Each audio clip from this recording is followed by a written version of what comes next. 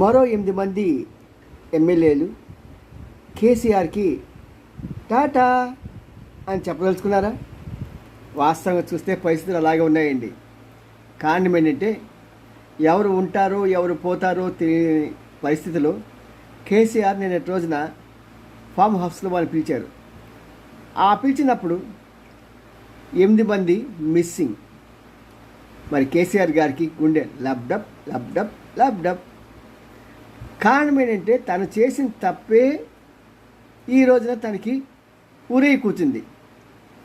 మరి ఆ రోజున చంద్రబాబు పార్టీని ఎలా నాశనం చేశాడో, ఆ రోజున ప్రతిపక్షాల్లో ఉన్న ప్రతి ఒక్కడిని అవసరం ఉన్నా లేకపోయినా ఆఖరికి కమ్యూనిస్టులను కూడా తీసుకొచ్చి తన పక్కన పడుకోబెట్టుకున్నాడే. మరి అలాంటి వ్యక్తికి ఈ రోజున ఆయన చేసిన విద్యే వీళ్ళు కూడా చేస్తున్నాడు, ప్రత్యేకంగా రేవంత్ రెడ్డి.